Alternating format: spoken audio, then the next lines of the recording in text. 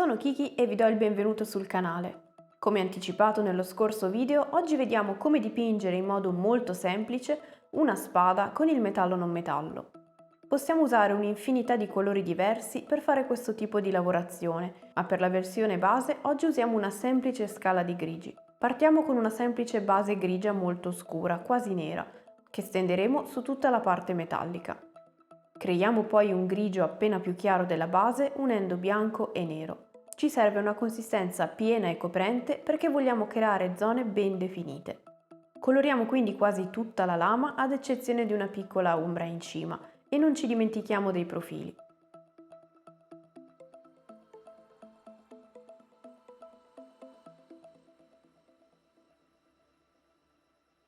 Creiamo quindi un grigio più chiaro e all'interno di questa grande zona scura iniziale ne cominciamo a inserire alcune più chiare e separate tra loro. Con un pennello sottile facciamo dei tratti affiancati tra loro che seguono la forma, in questo caso ricurva, della lama, come una sorta di raggi che partono dalla parte interna della lama e si allargano leggermente nel profilo esterno.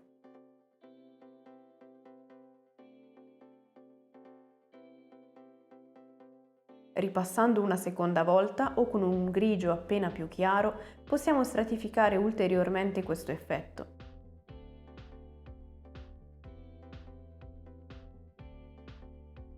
Nella parte più in alto, quella che prenderà più luce, possiamo anche mitigare leggermente le ombre con tratteggi più diradati, ma sempre nella stessa direzione. Per creare un netto contrasto tra la lama e la parte piatta della spada, ho deciso poi di decorare quest'ultima solo con dei tratti e dei puntini disordinati, più fitti nel profilo opposto alla lama e che più tardi mitigheremo un po'. Ora che abbiamo deciso la base dei nostri riflessi, dobbiamo crearli con grigi sempre più chiari.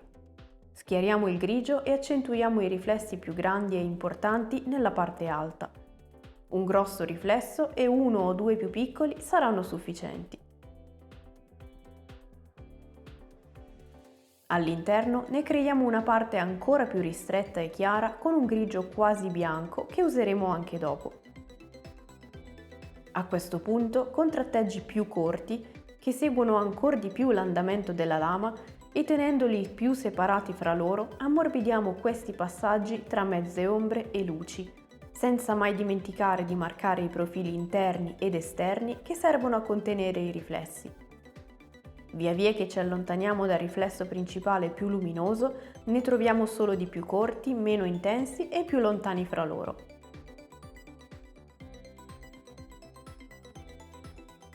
Con il bianco quasi puro lavoriamo più di fino e inseriamo la luce massima, sempre con lo stesso metodo di prima. Se creiamo tratteggi spostando il pennello dalla parte alta della lama verso la linea di luce e lo lasciamo solo così, avremo un lato non equilibrato con l'altro. Quindi dobbiamo fare anche l'opposto, ovvero dal basso verso la linea di luce, e così otteniamo un risultato più uniforme e molto luminoso al centro. Lo facciamo anche per il riflesso secondario sotto a quello principale, per rendere chiaro ed evidente la differenza tra ombra e luce.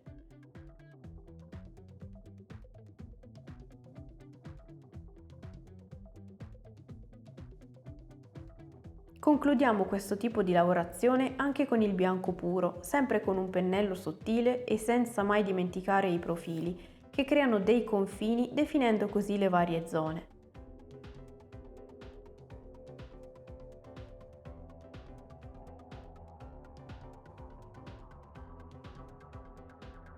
Infine alleggeriamo il bianco a velatura, prelevando una piccolissima quantità di bianco, aggiungendo acqua per diluirlo e togliendolo quasi completamente dal pennello.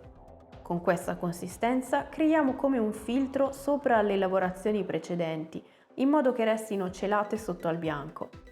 Facciamo questo passaggio solo nella parte della luce, facendo concludere la velatura nella linea già segnata di luce.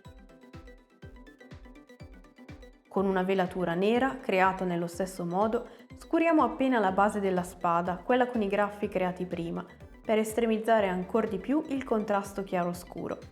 E così otteniamo il nostro risultato finale. Fatemi sapere qui nei commenti se vi piace e cosa ne pensate. Io spero che questo breve video vi sia stato utile e che vi abbia dato uno spunto per le vostre miniature. Come sempre vi ringrazio di aver visto il video fino alla fine, vi do appuntamento al prossimo e fino ad allora siate creativi!